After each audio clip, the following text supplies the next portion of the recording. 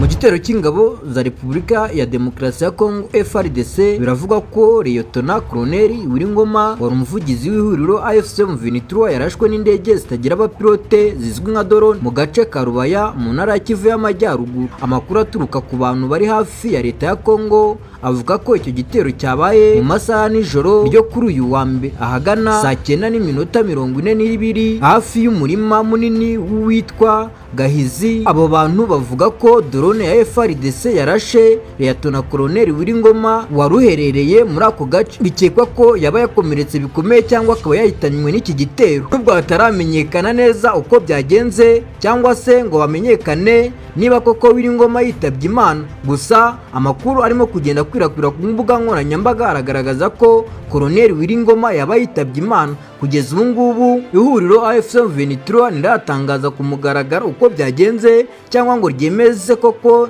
nimba Liyetona Koloneli Wiringoma yaba yarashwe cyangwa yaba yapfuye. Ibi byatumye amakuru akomeje gufatwa nk'ataremezwa neza ku mugaragaro ku mpande zombi. Ku rundi ruhande, Lawrence Kanyuka, umuvugizi wa politike wa AFC M23, yatangaje ko agace ka Rubaya na Karehe byibasiriwe n'ibitero bya drone bya FARDC. Avuga ko ingabo za Kongo zikomeje gukoresha ikoranabuhanga rigezweho mu kurwanya AFC M23. Gusa nubwo ibyo byose bikomeza gucicikana mu itangazamakuru, n'amakuru namwe yari yemeza ko Koloneli Wiringoma yaba yahasize ubuzima. Njye umvaga ni Damu, iyi ni Rwanda News. Bakora subscribe, kuri like, share, comment kugira tujye tubana mu makuru mashya nk'aya kandi agezweho.